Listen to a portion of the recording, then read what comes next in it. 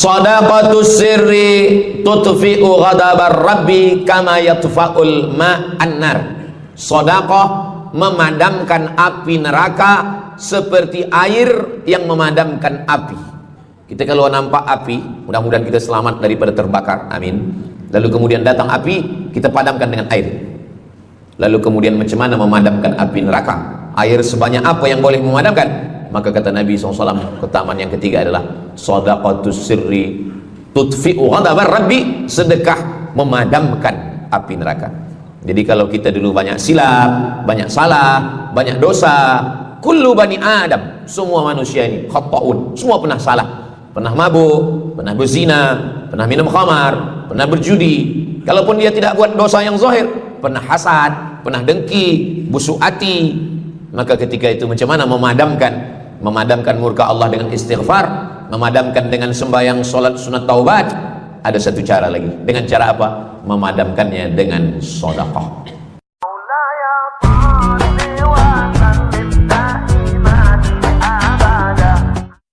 Bismillahirrahmanirrahim. Assalamualaikum warahmatullahi wabarakatuh.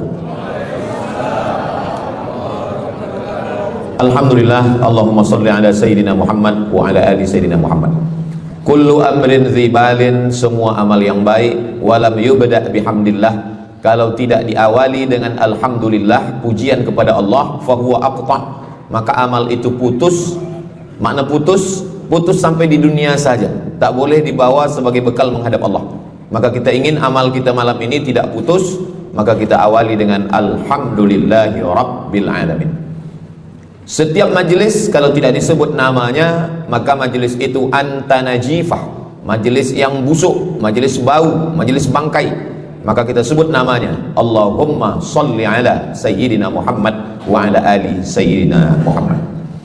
Laisa minna, bukan golongan kami, kata Nabi SAW. Man lam yarham saghirana, sesiapa yang tidak sayang kepada budak anak kecil, walam ya'rif syarafa kabirina, tidak hormat kepada orang tua, maka dia tidak diperakui sebagai umat Nabi Muhammad SAW. Semua anak-anak muda-muda, belia-belia yang saya sayangi, para alim ulama, tuan-tuan guru, datuk-datuk, datin-datin, semua yang berhadir ini insya Allah dimuliakan Allah Subhanahu wa ta'ala. Amin ya rabbal alamin. Tajuk kita malam ini 8 keutamaan orang yang bersedekah menurut Al-Quran dan sunnah Nabi Muhammad sallallahu alaihi wasallam. Keutamaan yang pertama, kalau orang mati itu ditanya, apakah kamu mau hidup lagi? Maka orang mati itu menjawab, tapi belum ada orang yang mati hidup lagi. Macam mana kita boleh tahu dia menjawab? Sebab diceritakan Allah dalam Al-Quran. Apa kata mereka? A'udzubillahi minasyaitonirrajim. Laula akhartani ila ajalin qarib.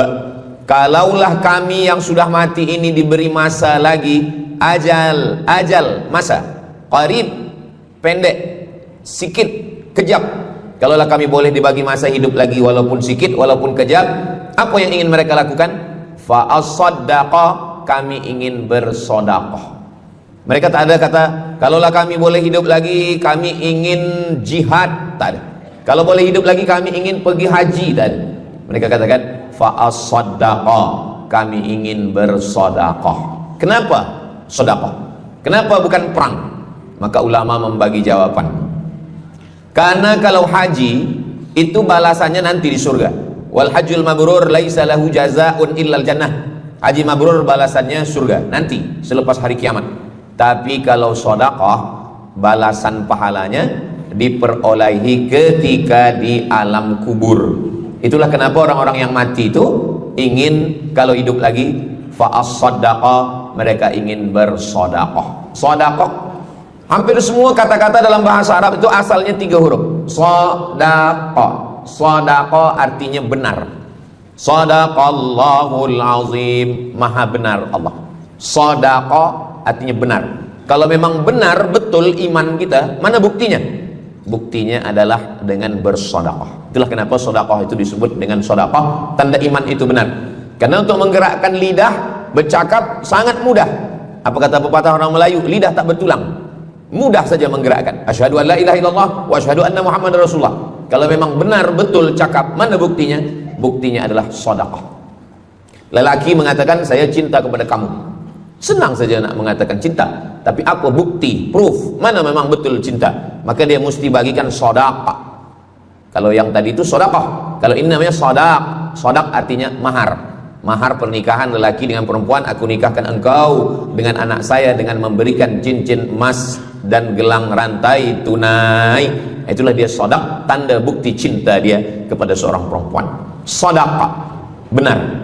As-sidqu, sidik, benar. As-siddiq, orang yang benar. Maka disebut dia dengan Abu Bakar Siddiq, karena dia benar memberikan emas sebesar batu waktu dibawa pergi hijrah bersama Nabi Muhammad SAW. Maka dia disebut dengan Siddiq karena dia benar imannya dengan memberikan sedekah. Tapi ada makna siddiq yang lain, ketika yang lain mendustakan Nabi, tak percaya kepada Isra Mi'raj, dialah orang yang percaya, maka disebut dia dengan Siddiq. Siddiq dari kata sadaq, benar. Karena iman dia yang benar. Mana bukti, proof bahwa iman dia benar? Dia bersedekah, membagikan emasnya sebesar batu. Nama dia Abu Bakar Siddiq. Nama ayah dia Abu Quhafah. Ayah dia tak Islam. Apa kata ayah dia? Habislah emas Abu Bakar itu dibawa Muhammad sallallahu alaihi wasallam.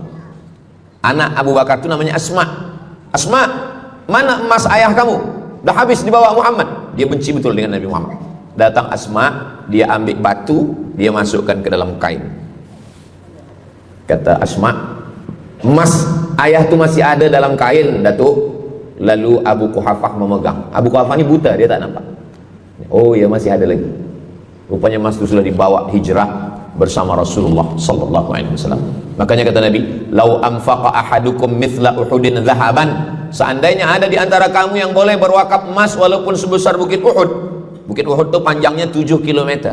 Seandainya ada di antara kamu yang boleh berwakaf emas sebesar bukit Uhud, itu tak sampai setengah tapak tangan Sayyidina Abu Bakar Siddiq. Kenapa? Sebab kalau sekarang ada orang bersedekah banyak, memanglah sekarang sudah aman. Tapi masa itu masa susah, masa payah, Abu Bakar Siddiq menunjukkan bukti keimanannya. Ini keutamaan yang pertama menurut Al-Quran. Kenapa orang bersedekah? Karena orang-orang mati, kalau dia boleh bagi tambah umur hidup lagi, mereka berkata fa as-sadaqah, kami ingin bersedekah. Itu yang pertama.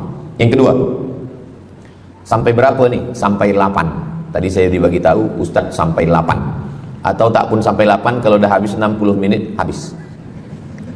Yang kedua, idzas sama'um fatarat, langit terbelah. Wa idzal kawakibun tasarat, planet bertembung, berjatuhan. Wa idzal biharu fujirat, lautan diletupkan, tsunami namanya. Wa idzal quburu bu'thirat, semua yang dikubur dibangkitkan.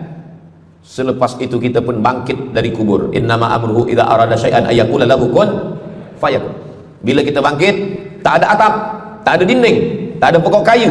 Semua gunung-gunung macam bulu kambing dihembus angin. Wa takunul jibalu kal ihnil manfush, macam bulu kambing dihembus angin. Di mana kita bernaung? Di mana kita berlindung? Kata Nabi sallallahu alaihi wasallam. Ini yang kedua. Kullu mri'in tahta zilli sadaqatihi, orang akan bernaung di bawah sedekah. Bukan bernaung di bawah haji, bukan bernaung di bawah sembahyang, bukan bernaung di bawah puasa, tapi tempat bernaung atap adalah sedekah. Tapi jangan sebab kita kaji sedekah malam ni, esok subuh tak sembahyang. Awak tak sembahyang, kita bernaung di bawah sedekah.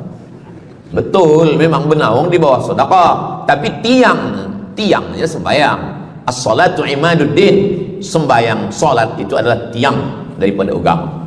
Maka tempat kita berlindung, tempat kita bernaung nanti adalah sedekah. Ada yang tenggelam kerana peluh saking panasnya, ada yang tenggelam kerana peluh sampai ke lutut, ada sampai ke pinggang, ada sampai ke leher, ada yang tenggelam habis. Tapi ada orang yang merasa sejuk, selesa.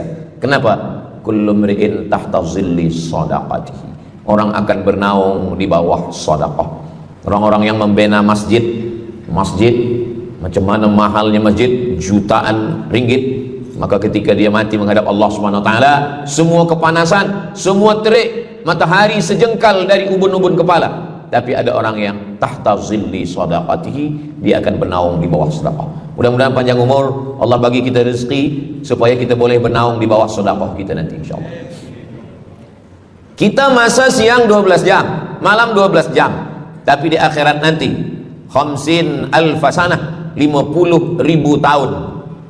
Belum tentu lagi diputuskan di pengadilan Allah Subhanahu wa taala. Datang orang menghadap Nabi Adam, "Wahai Adam, kami sudah kepanasan, kami tak tahan di padang mahsyar ini." Kata Nabi Adam, "Saya malu menghadap Allah." Dulu kata Allah, "La taqraba hadhihi syajarah." Jangan dekati pokok kulbi. Fatakuna minaz zalimin. Nanti kau jadi orang zalim. Fa azallahuma syaitan. Tapi digoda syaitan. Lalu kemudian Nabi Adam bertaubat. Doa yang paling tua doa Nabi Adam, Rabbana zalamna anfusana wa illam taghfir lana wa tarhamna lanakunanna minal khasirin. Datang mereka menghadap kepada Nabi Nuh. Cepatlah Nabi Nuh menghadap kepada Allah supaya diputuskan mahkamah ini. Kata Nabi Nuh, "Saya malu menghadap Allah. Anak saya Kan'an, masa saya panggil, ya bunayya, wahai anak saya Kan'an, irkam ma'ana, ayo mari naik ke atas perahu sampan ayah." Apa kata Kan'an? "Sa'awi ila jabali ya'simuni minal ma." Saya naik sampan, saya naik ke atas bukit, saya akan selamat. Rupa-rupanya hujan 40 hari 40 malam, tenggelam. Kita belum lagi 40 hari 40 malam, baru 2 hari buaya dah naik ke jalan. Macam mana 40 hari 40 malam? Maka saat itu, saat anaknya Kan'an akan tenggelam, apa kata Nabi Nuh? "Ya Rabbi, ya Allah, inna bani min ahli." Itu anakku ya Allah. Allah marah. Apa kata Allah? "Innahu laisa min ahlik." Dia bukan anakmu. "Innahu amalun ghairu salih." Karena amal dia tak baik. Nabi Nuh malu menghadap Allah. Datang mereka kepada Nabi Musa alaihissalam. Kata Nabi Musa, "Saya pun malu menghadap Allah kerana perbuatan Bani Israel, umat saya jahat." Mereka datang menghadap Nabi Isa. Kata Nabi Isa, "Saya malu menghadap Allah kerana mereka menyembah saya selepas saya meninggalkan mereka." Pada akhirnya mereka datang menghadap Sayyidina wa Maulana wa Syafi'ina Muhammad sallallahu alaihi wasallam. Hanya Nabi Muhammad lah yang berani menghadap Allah. Sebab apa? Sebab dia umatnya. Maka walaupun kita umat yang paling kecil, umur paling pendek, badan paling tidak bertenaga, tapi kita adalah umat yang pertama nanti yang akan diputuskan perkara, dan kita adalah umat yang pertama akan masuk ke dalam surga Allah Subhanahu wa taala. Maka banyak mereka yang ingin menjadi umat Nabi Muhammad. Bahkan Nabi Musa pun ingin menjadi umat Nabi Muhammad sallallahu alaihi wasallam. Masa Umar bin Khattab datang membawa lembaran-lembaran Taurat, Nabi berkata, "Apa itu wahai Musa?" "Taurat." Nabi Muhammad SAW memanggil, "Mari Taurat." Lalu Nabi Muhammad mengkoyak. Apa kata Nabi? "Lau kana Musa hayyan ma wasa'ahu illa iyattabi'ani." Kalaulah Musa masih hidup, dia pasti akan ikut saya. Dan itu betul pada peristiwa Isra dan Mi'raj. Nabi jadi imam, Nabi Musa jadi makmum, Nabi Isa jadi makmum, Nabi Ibrahim jadi makmum, semua nabi-nabi jadi makmum. Imamnya adalah Sayyidina wa Maulana Muhammad sallallahu alaihi wasallam. Jadi keutamaan yang kedua, kita bernaung di bawah sedekah. Yang ketiga, Shadaqatus sirri tutfi'u ghadabar rabbi kama yatfa'ul ma'an nar. Sedekah memadamkan api neraka seperti air yang memadamkan api. Kita kalau nampak api, mudah-mudahan kita selamat daripada terbakar, amin. Lalu kemudian datang api, kita padamkan dengan air. Lalu kemudian macam mana memadamkan api neraka? Air sebanyak apa yang boleh memadamkan? Maka kata Nabi SAW, keutamaan yang ketiga adalah shadaqatus sirri tutfi'u ghadabar rabbi, sedekah memadamkan api neraka. Jadi kalau kita dulu banyak silap, banyak salah, banyak dosa, kullu bani Adam, semua manusia ini khata'un, semua pernah salah, pernah mabuk, pernah berzina, pernah minum khamar, pernah berjudi. Kalaupun dia tidak buat dosa yang zahir, pernah hasad, pernah dengki, busuk hati. Maka ketika itu macam mana memadamkan murka Allah dengan istighfar, memadamkan dengan sembahyang, solat, sunat, taubat. Ada satu cara lagi. Dengan cara apa? Memadamkannya dengan sedekah. Tutfi'u ghadabar rabbi, memadamkan murka marah Allah Subhanahu wa taala, padam dengan sedekah. Tapi tentu saja sedekah yang ikhlas kerana Allah Subhanahu wa taala. Datang seorang yang sudah banyak dosa menghadap Nabi, menghadap pendeta Yahudi.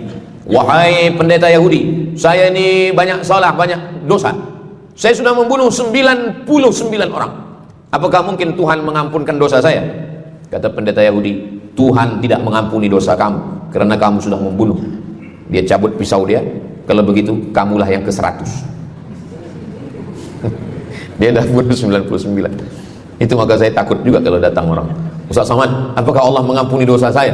Apa dosa kamu? Membunuh orang. Ayo Allah ampunkan dosa. Faqtulu anfusakum, bunuhlah diri kamu.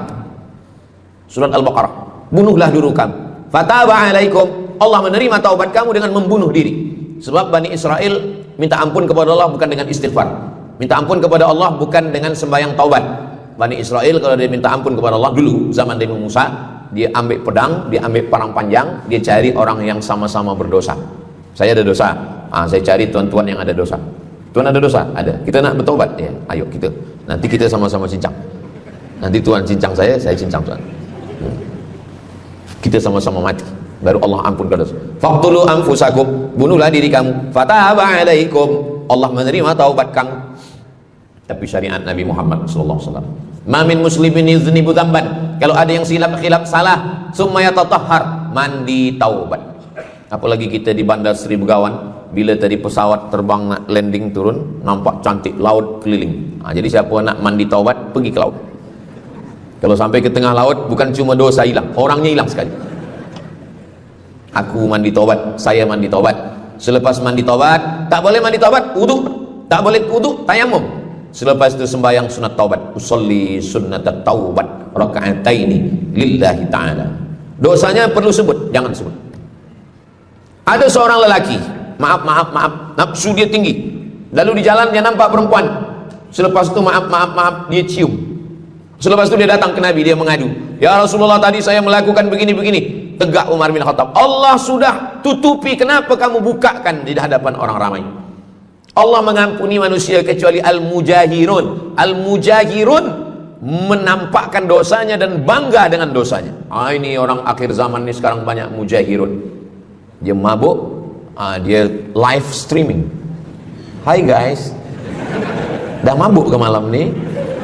Ini al-mujahirun. Maka ulil amri mesti ambil hukum. Tapi orang yang pernah berdosa, pernah silap, pernah salah, jangan cerita lagi, tutup. Suami-suami kalau bertobat kepada Allah, mengadu kepada Allah, cukup. Jangan cerita ke istri. Allah menerima, istri tak terima. Jadi taubat cukup kepada Allah Subhanahu wa taala, mengadu dah. Bangkit tahajud malam minta kepada Allah. Jangan suara kuat-kuat. Cukup. Sebab tidak semua kejujuran boleh diterima orang lain. Tak semua perempuan boleh menerima kejujuran. Sakit hati dia. Allah Subhanahu wa taala Maha Pengampun.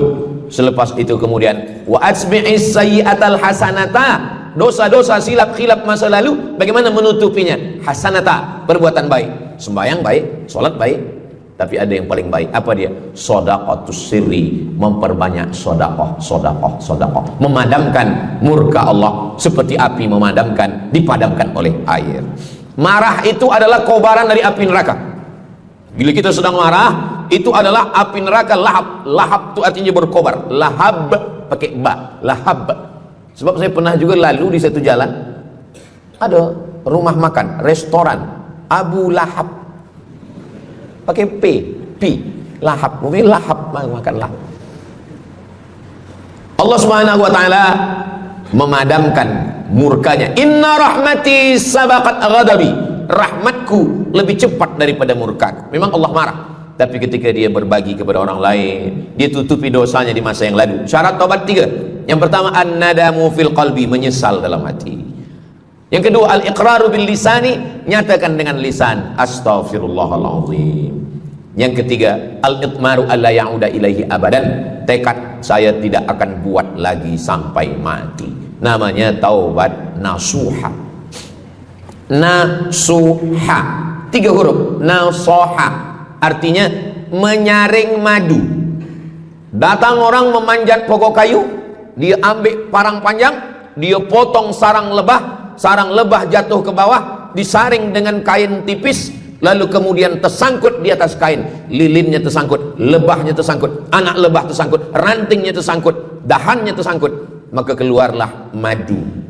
Itu bahasa Arabnya namanya nasuha. Apa makna nasuha? Menyaring dosa-dosa sehingga yang tinggal hanya amal soleh, yang sampah-sampah tersangkut. Sekarang susah nak minum madu yang asli, banyak palsu. Macam mana Ustaz, saya ni suka spesihat minum madu. Apa tanda madu ni asli? Bawa pulang ke rumah. Kalau isteri marah, itu asli. Yang keempat, ini jangan diingat, lupakan. Yang keempat, apa itu keutamaan sedekah? Kata Nabi SAW, as-sadaqatu, sedekah itu tadfa'u mitatas su', menolak mati su'ul khatimah. Tak ada guna amal elok baik kalau mati dalam keadaan su'ul khatimah. Kita selalu berdoa, Allahumma khtim lana bihusnil khatimah. Maka cara untuk menolak mati su'ul khatimah ini adalah dengan cara sedekah. Banyak orang mati husnul khatimah, bukan ulama, meninggal di dalam Masjidil Haram sedang pakai ihram, selepas tawaf di belakang makam Ibrahim ketika sedang sujud terakhir. Itulah mati yang paling indah. Dalam wudhu, sedang sembahyang, di sujud terakhir, dalam tanah haram, dalam Masjidil Haram, di belakang makam Ibrahim. Meninggal, dibawa jenazah balik. Orang datang bertanya kepada ibunya, dia masih pemuda belia. Apakah dia ulama? Dia bukan ulama. Kenapa dia mulia betul? Apakah dia pernah perang ke Palestina? Tidak. 2-3 hari selepas itu datang satu perempuan membawa budak kecil. Kamu siapa? Kami adalah orang yang tiap bulan dapat kiriman beras, minyak dan makanan dari pemuda ini. Saya maaf, seorang janda, ini anak-anak saya, dan dia selalu bagikan uang dia untuk makan kami. Jadi nanti kalau ada orang meninggal, tiba-tiba selepas itu datang janda membawa anak, itu tanda husnul khatimah. Sebab dia belum nikah, dia masih lajang. Allah menunjukkan bahwa kalau engkau berbuat sedekah, maka Allah Subhanahu wa taala memberikan keutamaan husnul khatimah. Bukan setakat diselamatkan dari su'ul khatimah, tapi mendapatkan husnul khatimah. Ada seorang dari Maghribi, dari Maroko, Mesir, Libya, Tunisia, Algeria, Maghribi. Orang Maghribi ini bermimpi. Dalam mimpinya dia berjumpa dengan Nabi Muhammad SAW. Kata Nabi, engkau pergi ke Saudi Arabia, cari di kampung ini, nanti engkau jumpai seorang pemuda, sampaikan salamku kepada dia, katakan dia penghuni surga. Malam pertama mimpi, iya ke? Tidak ke? Jangan-jangan syaitan. Tak betul. Malam kedua mimpinya sama. Engkau pergi ke Saudi Arabia, datangi kampung ini, jumpai seorang pemuda namanya si fulan, bagi tahu ke dia, salamku untuk dia, sampaikan kepada dia bahwa dia penghuni surga. Nah, 2 kali. Ini udah agak kuat. Tunggu 3 kali, sampai 3 malam mimpinya sama. Akhirnya orang Maghrib ini terbang dari Casablanca sampai ke Jeddah. Dari Jeddah dia cari kampung yang disebut dalam mimpi, sampai itu dia cari pemuda. Adakah di kampung ini seorang pemuda namanya si fulan? Betul. Dia tengok, biasa saja. Bukan ulama, bukan macam Musa Abdul Somad. Tak mungkin mimpi salah 3 kali betul-betul. Lalu disampaikan kepada dia, fulan, saya 3 malam bermimpi Rasul SAW menyampaikan salam kepada engkau. Assalamualaikum. Kata Nabi, engkau adalah penghuni surga. Dia pun terkejut. Saya bukan ulama, saya orang biasa. Apa amal kamu? Sembahyang saya biasa saja, puasa sunat saya biasa saja. Hanya saja saya tak pernah menyimpan hasad dendam, dan saya selalu membagikan uang kepada fakir miskin, anak yatim dan du'afa.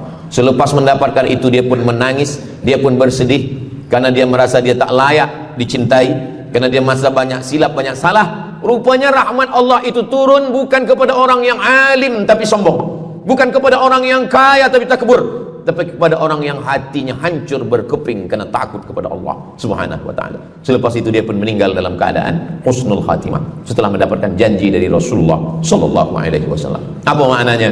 Bahwa kalau kita tak boleh sembahyang sampai tegak lutut bengkak, kalau kita tak tergolong orang yang rajin puasa sunat berhari-hari, kalau kita bukan orang yang kuat berjihad fisabilillah, maka carilah satu pintu.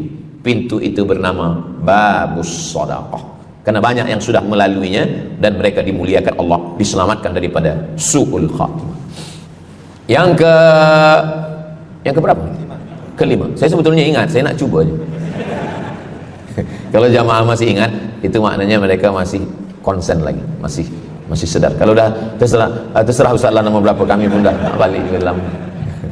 Yang kelima, dawu mardakum bis sadaqah. Yang kelima, dawu mardakum bis sadaqah. Obati orang yang sakit di antara kamu dengan sedekah.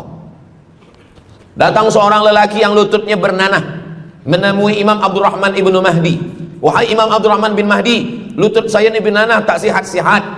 Kata Imam Abdurrahman bin Mahdi, saya ingat satu hadis Rasulullah, dawu mardakum bis sadaqah. Cuba engkau cari kampung yang di kampung itu tak ada air, kamu buat perigi. Perigi. Di kampung saya namanya perigi. Lalu dia pun pergi ke kampung yang tak ada air, dia galikan perigi. Selepas itu sehari, 2 hari, 3 hari, sepekan, sebulan, lutut dia sihat kering. Dia datang lagi kepada Imam Abdurrahman ibnu Mahdi. Alhamdulillah Imam Abdurrahman ibnu Mahdi, lutut saya sudah sihat. Apa hubungan lutut dengan sedekah? Rupanya setiap orang yang mengambil air untuk minum, untuk berwudu, untuk mandi, untuk memasak, selepas itu mereka berdoa, ya Allah, berikanlah kebaikan kepada orang yang sudah membagikan air ini. Doa silahul mu'min, doa senjatanya orang beriman. Kisah ini ada dalam kitab Sa'ah wa Sa'ah, Ajaib wa Taraif. Semua ada saatnya. Beberapa kisah-kisah yang ajaib diceritakan oleh Syekh Abu Amr Al-Misri dalam judul buku Sa'ah wa Sa'ah, Waraib wa Taraif. Sudah diterjemahkan ke dalam bahasa Melayu, judulnya Semua Ada Saatnya. Nama penerjemahnya Abdul Somad. Boleh dicari di google.com. Semua ada saat. Lalu kemudian saya sampaikan hadis ini di masjid. Dawu mardakum bis sadaqah. Obatilah orang yang sakit di antara kamu dengan sedekah. Selepas itu saya turun dari masjid, saya pergi ke kereta di parking. Datang seorang jamaah.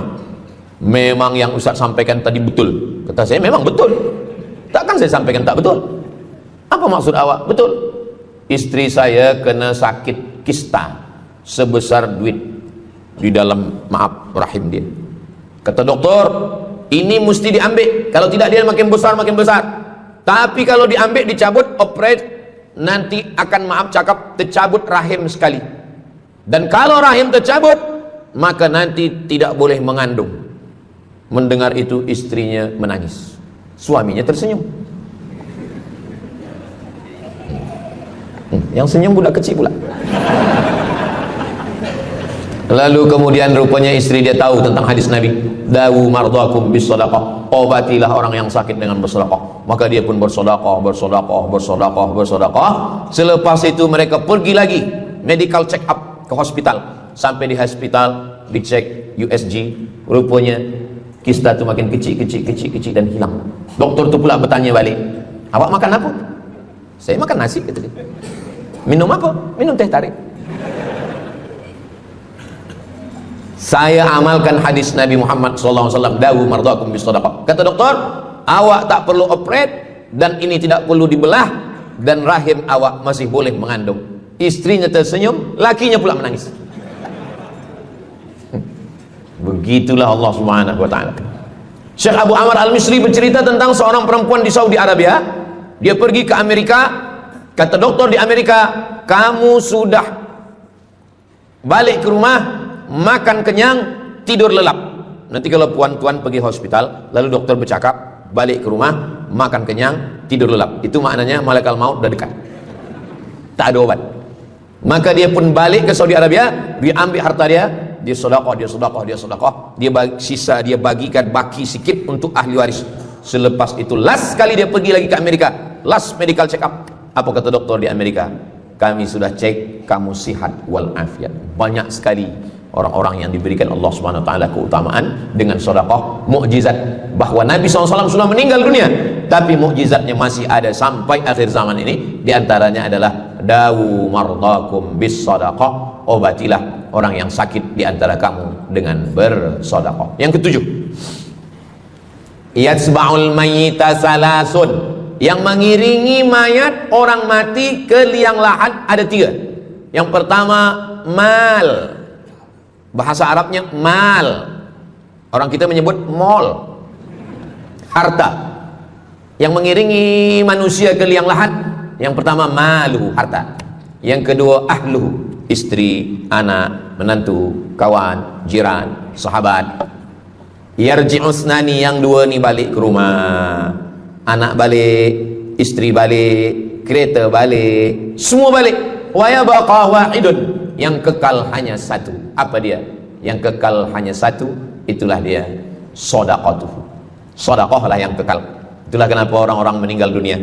Kita di atas dunia ini, kata Nabi, baina sittin wa sab'in. Kita hidup di atas dunia ini antara sittin 60, sab'in 70. 60 70, 60 70. Kalau umur 30, ada berjumpa jamaah umur 30 yang dia soal, dah berbini ke?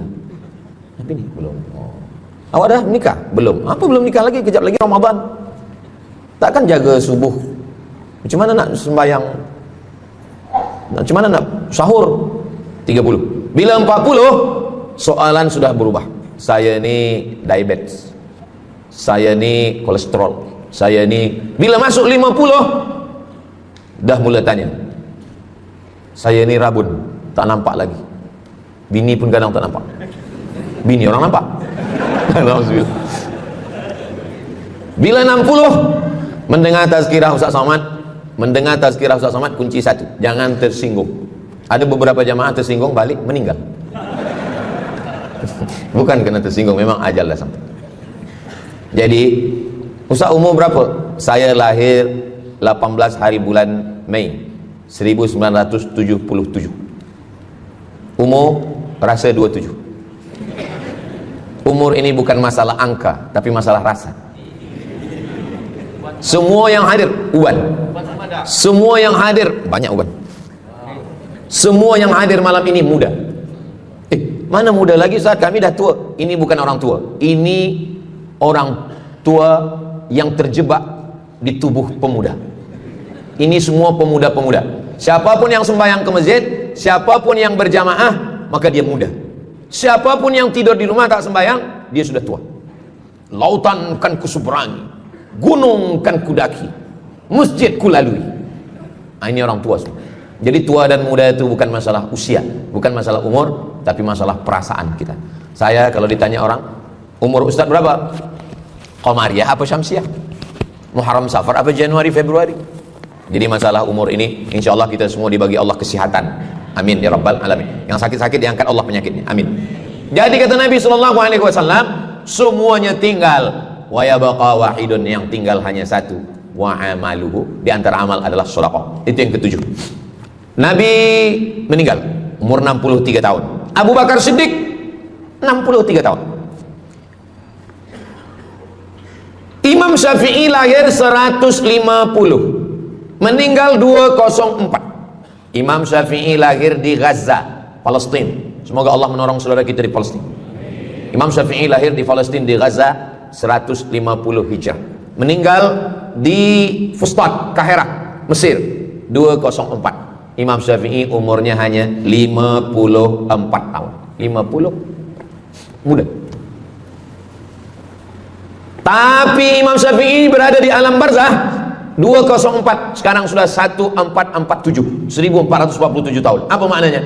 Berarti Imam Syafi'i di alam kubur sudah 1200 tahun. Soalan, lebih lama di atas tanah atau di dalam tanah? Lebih lama di alam barzah. Di alam rahim 9 bulan 10 hari. Di alam dunia 63 tahun kalau sampai. Di alam kubur menunggu hari kiamat. Imam Syafi'i sudah 1200 tahun, tapi setiap detik, setiap menit, setiap jam, dari maghribi sampai ke Nusantara, semua orang menyebut nama Syafi'i, Syafi'i, Syafi'i, Syafi'i. Setiap kampung ada nama orang Syafi'i, setiap kawasan ada nama orang Syafi'i. Begitulah mulianya Imam Syafi'i. Kita, seandainya kita mati, berapa lama lagi kita di alam barzakh? Dulu ada yang mengatakan kiamat 2012, rupanya tak jadi. Kan ada filmnya, kiamat 2012, Steven Spielberg. Tak jadi. Yas'alunaka 'anis sa'ati ayyana mursaha. Mereka bertanya kepadamu tentang hari kiamat. Qul, katakan, la ya'lamuha illa, yang tahu hanya Allah Subhanahu wa ta'ala. Pikirkan, kalau kita mati, apa yang akan mengalir? Rumah kita dijual, anak kita dibagi-bagi kepada ahli waris. Kereta kita dijual semuanya. Tapi orang yang membina masjid, Di Brunei Darussalam masjid dah cantik-cantik, besar-besar, elok-elok. Tadi kami cerita tentang Muslim yang ada di Kamboja, yang ada di Vietnam, yang ada di Myanmar, kesusahan, kepayahan, yang ada di Palestin. Itu kalau kita tolong, mengalir sampai hari kiamat. Kita fikirkan apa yang akan mengalir selepas kita mati menghadap Allah Subhanahu wa ta'ala. Di antara yang pasti mengalir, anak belum tentu. Waktu kita hidup dia soleh, selepas kita mati dia stres. Na'udzubillah. Mudah-mudahan anak-anak kita semua anak-anak yang soleh-soleh. Tapi yang pasti adalah sedekah. Maka kita siapkan sedekah menolong agama Allah Subhanahu wa ta'ala. Yang ke-8, kata Nabi SAW, idza matal insan, hadisnya ada dalam Sahih Muslim. Idza matal insan, ada orang yang membaca hadis ini idza mata ibnu Adam. Idza mata ibnu Adam itu terjemah, bukan bunyi teks. Bunyi teksnya idza matal insan, kalau manusia mati, inqata'a, putus.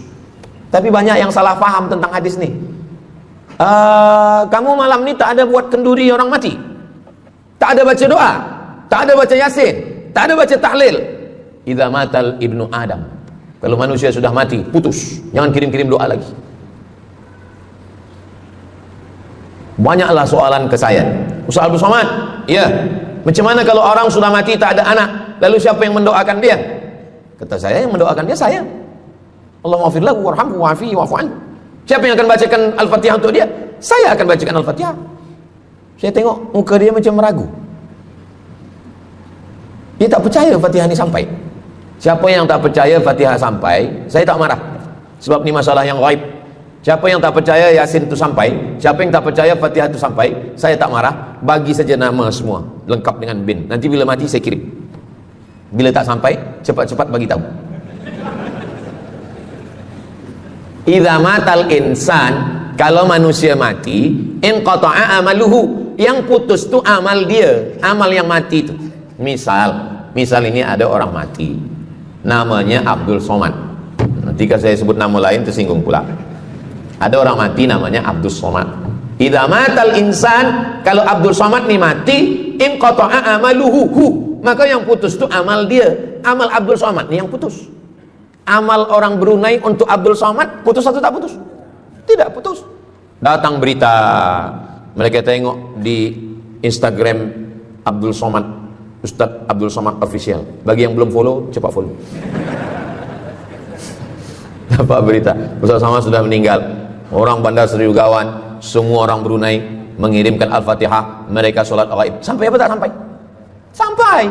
Jadi mana yang putus itu apa maknanya? Amal dia putus, amal orang mati nih putus, amal orang hidup kepada yang mati tak putus. Saya bilang sekali lagi, yang putus itu amal orang mati. Amal orang mati putus. Apa maksud amal orang mati putus? Kepada muslimin muslimat, sila datang ke masjid yang akan membagi tazkirah almarhum Abdul Somad. Itu putus. Mana boleh tazkirah lagi? Orang mati itu amalnya putus, tapi amal orang hidup untuk orang mati tidak putus. Kalau memang putus, kenapa ada amalnya yang tak putus? Ada amal dia yang tak putus. Ini Abdul Somad mati dia, amal dia semuanya putus, tapi ada amal dia yang tak putus. Pertama, shadaqatun jariyah. Shadaqah itu kan amal dia, tak putus. Sedekah dia, bina masjid dia, sedekah dia tahfiz Quran. Budak-budak tahfiz Quran itu menghafal Quran, jadi tuan guru, punya murid, punya pondok, maka tak putus. Amal dia tapi tak putus. Yang kedua, ilmun yuntafa'u bih, mengajar dia, diamalkan orang, tak putus. Waladun solihun, anak soleh. Anak soleh itu maksudnya, anak soleh itu kan amal dia. Itu yang banyak orang yang tak paham. Macam mana amal soleh macam mana amal soleh itu amal kita? Macam mana anak soleh itu amal kita? Kalau istri, mohon maaf, kalau istri awak cuma awak tengok saja, apakah mungkin dia hamil? Itu dah payah betul dah menjelaskan. Maknanya anak kita itu amal kita. Maka kalau kita mati, dia tetap mengalir. Bukan berarti doa orang lain tak sampai. Ini banyak orang salah faham. Selepas orang meninggal, tak usah baca doa lagi, tak usah Allahumma ighfir lahu lagi, tak usah baca Yasin lagi, tak sampai. Maksud putus itu amal orang mati itu putus. Kalaulah putus amal orang hidup kepada orang mati, tak ada sholat jenazah. Nanti kalau ada orang mengatakan, tak usah baca doa, kita udah putus semua. Nanti bila dia mati, jangan sembahyangkan. Sebab sembahyang jenazah itu kan amal orang hidup untuk orang mati. Allahu Akbar, Allahumma alhamd, Allahu Akbar, Al-Fatihah, Allahu Akbar, salawat, Allahu Akbar, Allahumma fir lahu warhamhu wa'afihi wa'fu anhu, Allahu Akbar, Allahumma la tahrimna ajrahu wa la taftina ba'du wa waghfir lana wa lahu wa li ikhwanina alladhina sabaquna bil iman wa la taj'al fi qulubina ghillan lil ladzina amanu rabbana innaka ra'ufur rahim. Empat itu sampai, Al-Fatihah sampai, doa sampai, Al-Fatihah sampai, solawat sampai, doa takbir 3 sampai, doa takbir 4 pun sampai. Itu maknanya amal orang hidup sampai, tapi amal orang mati putus. Apakah orang mati itu tetap beramal?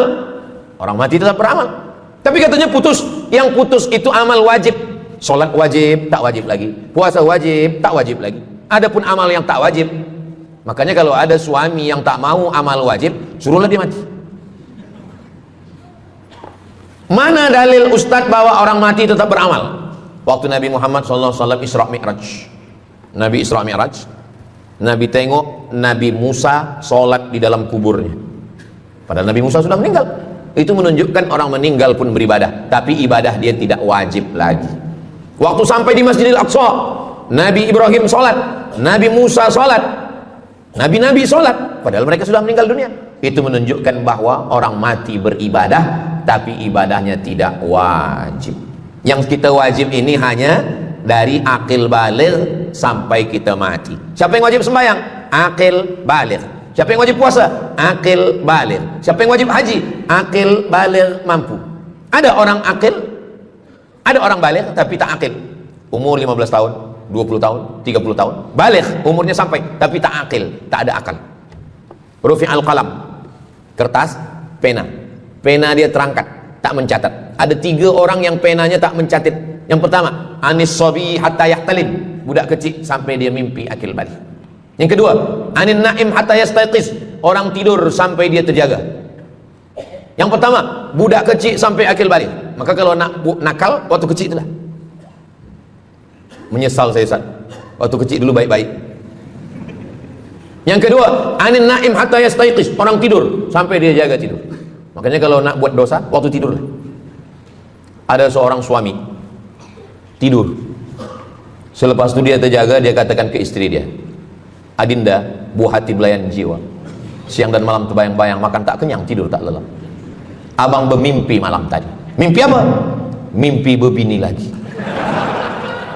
Kata istri dia, engkau tidur lagi, mimpi lagi, ceraikan dia. Macam mana nak tidur lagi? Begitulah. Tapi perempuan ini tak ada di Brunei, di kampung saya. Sini baik-baik. Orang tidur, dia tidak boleh dihukum, sebab mimpi kita tak boleh buat-buat. Anil naim hatta yastayqiz, orang tidur sampai dia jaga tidur. Anil majnun hatta yafiq, orang gila sampai sehat. Orang gila tak diambil hukum, tak wajib sembahyang, tak wajib puasa. Itu maka kadang istri kalau ada lelaki tak sembahyang, abang ni gila ke? Kata, aku tergila-gila dengan kamu sayang. Jadi siapa yang wajib? Macam mana dengan orang yang pikun, hilang ingatan? Hilang ingatan bila dari mula zuhur azan sampai waktu asar habis, ingatan dia hilang, maka dia tak wajib sembahyang. Tapi bila dia ingat sekejap, dia wajib lagi. Itu pula masalahnya Ustaz. Laki saya ni hilang ingatan waktu sembahyang saja. Lepas tu ingat balik. Balik, berakal. Kata orang, kalau sudah tua kita mengalami namanya demensia. Manusia, demensia, amnesia. Amnesia tak ingat apa-apa, semua lupa. Itu maka kita bila nak pergi kemana-mana guna helmet, sebab bila kepala ni terantuk, lupa. Ada kawan saya, dia hafaz Quran 30 juz, ceramah, tazkirah kemana-mana, bawa kereta, jatuh. Kata dia, banyak ayat-ayat yang hilang. Maka aku kalau sembahyang ayat pendek-pendek. Kata saya, bang, di kampung saya dulu, kalau ada radio yang dah tua, yang rosak, itu biasa kita pukul, mau elok balik. Cuba antukkan sekali lagi, kata saya. Kata dia, aku takut kalau aku antukkan Fatihah ni pula hilang.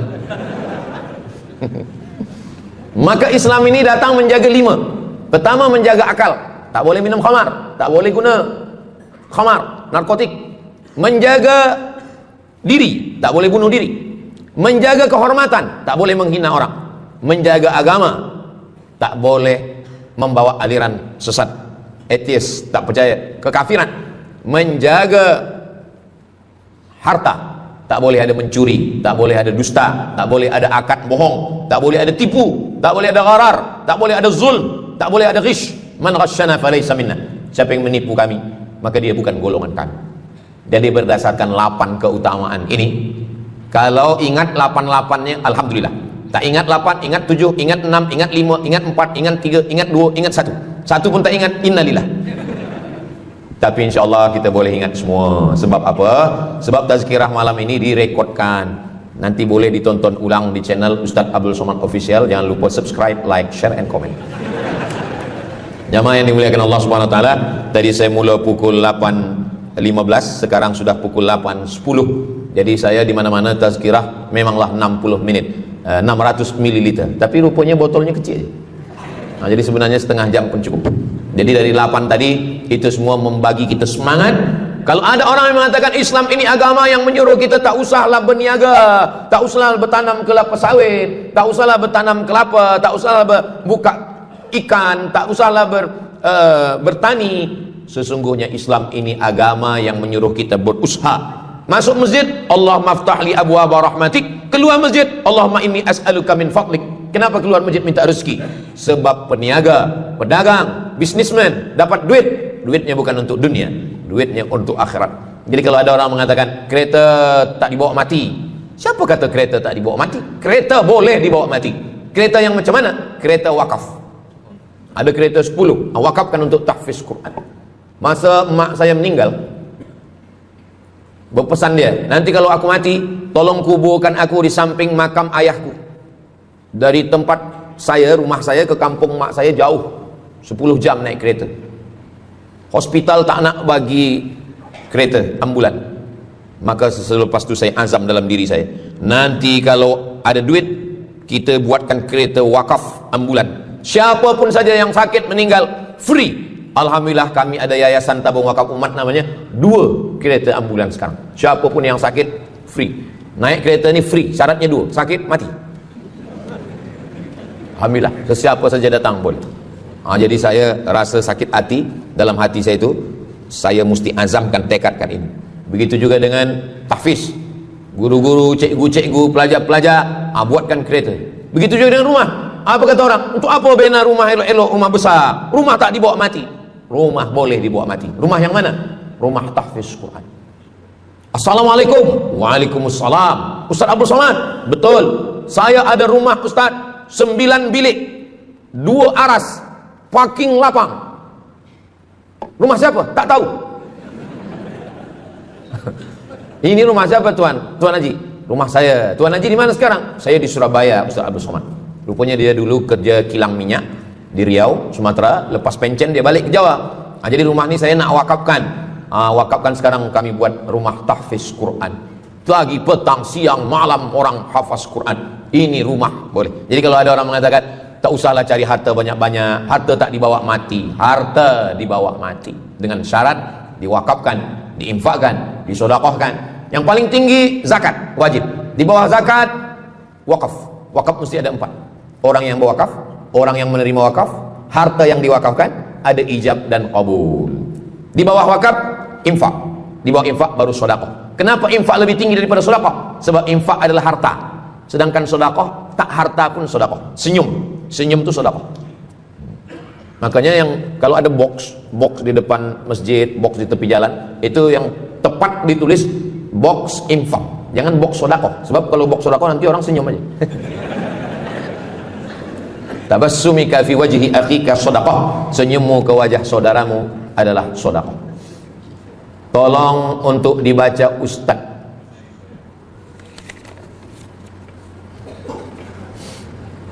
Seorang hamba yang ketika jahiliyah pernah mengambil hak orang dengan mengambil persen daripada uang infak.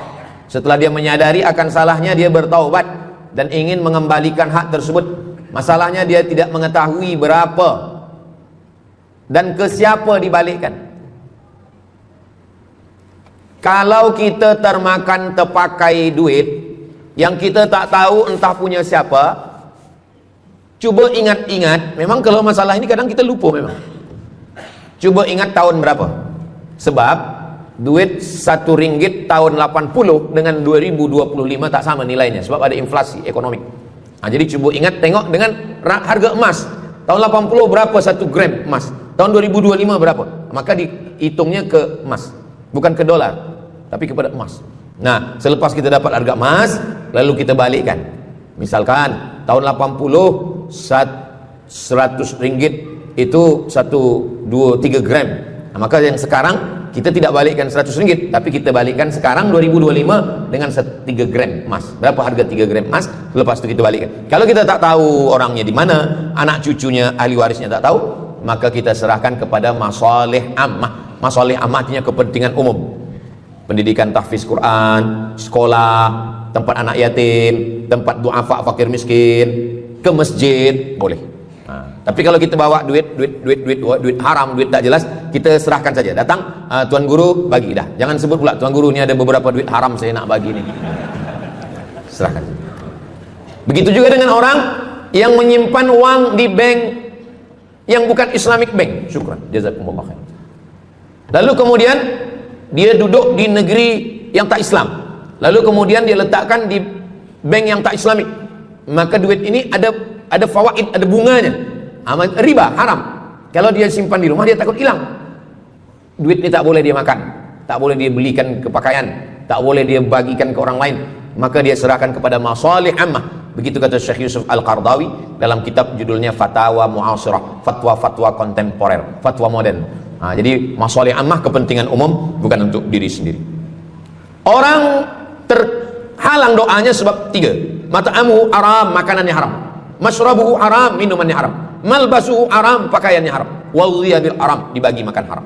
Jadi kalau kita selamatkan, insyaallah Allah pun menyelamatkan kita semua. Mudah-mudahan Allah bagi kita, anak cucu kita rezeki, supaya kita boleh mengamalkan pintu sedekah ini. Salah satu pintu surga ada namanya babus sedekah. Orang yang masuk surga melalui pintu karena banyak bersedekah. Mudah-mudahan kita dan anak cucu kita termasuk dalam golongan itu insyaallah. Ala hadhihi niyyah al-Fatihah. A'udzu billahi minasy syaithanir rajim. Bismillahirrahmanirrahim. Alhamdulillahirabbil alamin. Arrahmanir rahim. Maliki yaumiddin. Iyyaka na'budu wa iyyaka nasta'in. Ihdinas shiratal mustaqim. Shiratal ladzina an'amta 'alaihim ghairil maghdubi 'alaihim waladdallin. Amin. Allahumma shalli 'ala sayyidina Muhammad wa 'ala ali sayyidina Muhammad. Allahumma anzilir rahmata was salamata wal barakata 'ala hadhil jamaah. Ya Allah, turunkanlah keselamatan, kerahmatan, keberkahan kepada seluruh jamaah yang hadir ini ya Allah. Allah marzuqna rizqan halalan thayyiban mubarakan fi. Berikanlah kami rezeki yang halal yang barakah supaya kami dapat berwakaf, berinfak dan bersedekah. Ya muyassir kulli asir, engkau yang memudahkan segala yang susah. Yassir lana umurana, mudahkan segala urusan kami. Umurad dunya wal akhirah, urusan dunia dan urusan akhirat ya Allah. Allahumma wasi' arzaqana, lapangkan rezeki kami. Barik lana fi umurina, berikan berkah pada umur kami. La tada' lana dzamban illa ghafartah. Pulang kami dari majelis ilmu ini dalam keadaan bersih dari segala dosa-dosa. Wala dainan illa qadaita, tolong kami lepas dari segala hutang piutang riba. Wala maridan illa syafaita, ada saudara kami yang sakit, angkat penyakitnya, sihatkan ya Allah. Wala mayyitan illa rahimtah, yang meninggal dunia, curahkan rahmat kasih sayangmu, lapangkan kuburnya, selamatkan dari azab ya Allah. Wala aziban illa zawajatah, yang belum menikah, berikanlah jodoh yang baik-baik ya Allah. Wala raghiban illa anjabatah, yang belum ada keturunan, berikanlah anak yang soleh, solehah, penghafal Quran, mujahid fi sabilillah. Allahumma ja'al hadzal balada baladan amina, jadikanlah negeri tempat tinggal kami negeri yang aman dan damai. Allahumma dafa'na al-ghala wal waba wal fahsya wal riba wal zina wal munkar, selamatkan dari malapetaka, bencana, musibah, segala perbuatan keji dan munkar. Rabbana fir lana dzunubana wa li walidaina wa li abaina wa li ummahatina wa li ajdadina wa li masyayikhina, ampunkan dosa kami, datuk nenek moyang kami, guru-guru kami, wa liman hadarana, semua yang hadir dan mengikuti kajian kami malam ini ya Allah. Rabbana atina fid dunya hasanah wa fil akhirati hasanah wa qina adzabannar. Wa sallallahu ala sayyidina Muhammad wa ala alihi washabihi wasallam. Walhamdulillahi rabbil alamin. Taqabbalallahu minkum minna wa minkum taqabbal ya karim. Terima kasih segala perhatian. Mohon maaf segala kesilapan. Aku qauli hadza astaghfirullah li wa lakum. Saya tutup dengan pantun penutup. Menangkap puyuh di Terima kasih telah mengunjungi channel Ayo Kita Ngaji. Semoga bermanfaat. Wassalamualaikum warahmatullahi wabarakatuh.